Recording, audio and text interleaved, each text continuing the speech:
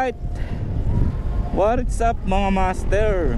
Welcome back again sa ating channel, Jelon Motovlog. So ayun nga mga master, napanood nyo yung ating intro, no?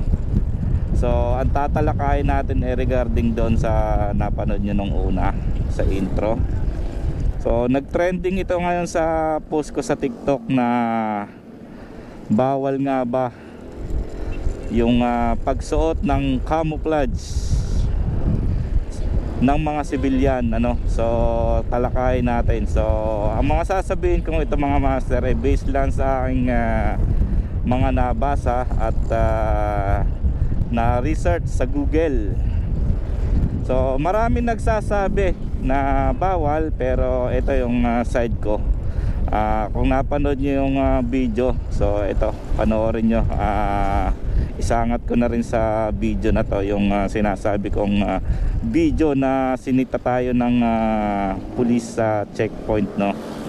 So ano lang naman to, ang video na to ay for awareness purposes, no mga master. So ang ano ko kasi dito, ang punto ko dito ay baka namin misinterpret na naman ng mga nagpapatupad yung tamang batas na dapat ay pinatutupad nila, na dapat ay patupad nila. So ayun, ito panoorin nyo. Let's go.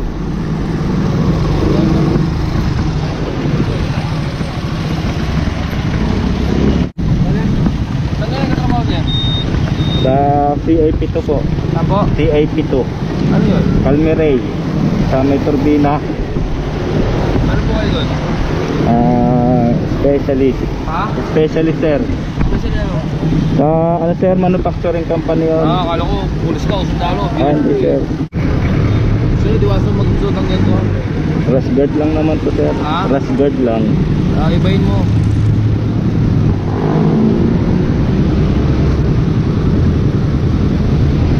Ibahin mo. Yakit yan iba. So ayun, napanood nyo na nga mga master. At okay naman, magalang naman yung pulis. At syempre magalang din naman tayo. Wala naman tayong pinakitang masama sa pulis. At sinabi ko na rash guard lang po yun. So FYI mga master, yung suot kong yun ay rash guard na sinasabi. Long sleeve jersey siya, na galing sa ibang bansa. Galing siya sa Canada, ay Switzerland pala. So dala siya ng aking kapatid mula sa Switzerland nung umuwi, dahil may plano kaming mag beach noon, which is natuloy naman. So yung rash guard na yon ay isa sa uri ng long sleeve na pang beach, pang dagat. So wala siyang kung napansin nyo doon sa unang video natin, wala siyang mga patches or logo ng AFP or military. So kung napansin nyo, no? So ito, yun na sinasabi na bawal. Although kamukhang-kamukha siya ng camouflage nga, no? Camouflage siya talaga. Although may kahawig talaga siya ng uniform or ng isang uniform ng isang military or police, pero malaki po yung pagkakaiba pag sinabing uniform.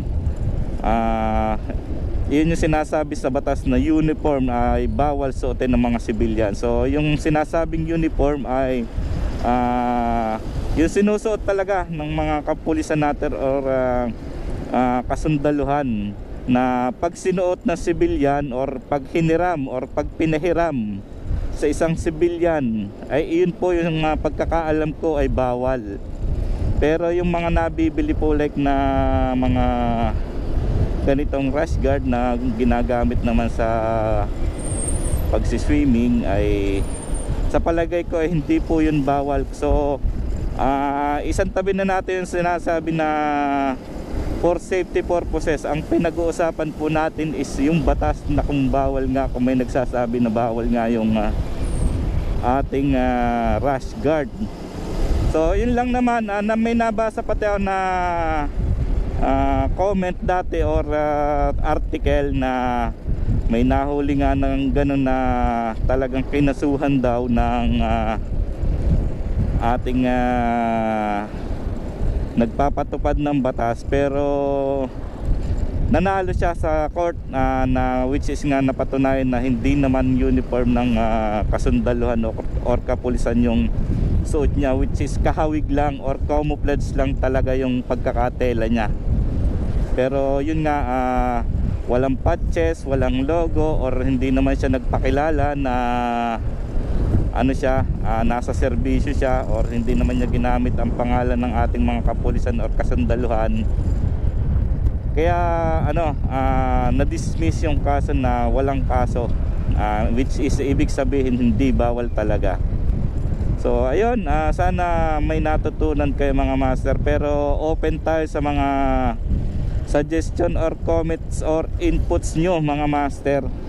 So kung may mga pwede kayong idagdag ay feel free to comment kung may experience na kasi nagtrending yung ating post sa TikTok at marami ang nagsasabi na bawal is bawal, tapos may mga comment pa na kailan lang daw ba tayo pinanganak at hindi ko daw alam yung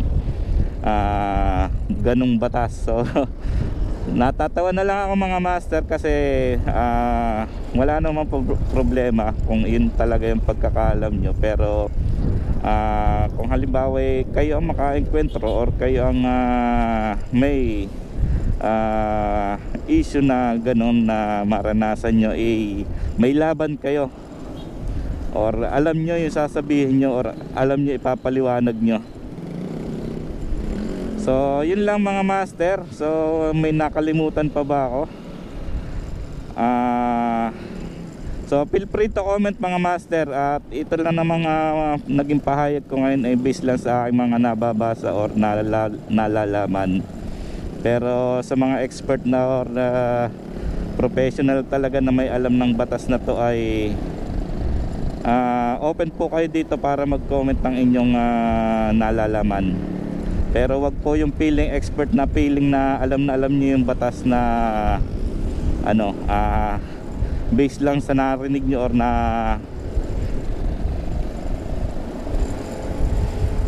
based lang sa narinig nyo or nabasa nyo.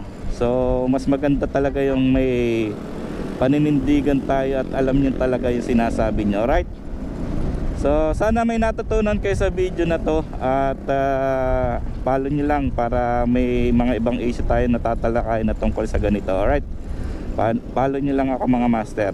Let's go!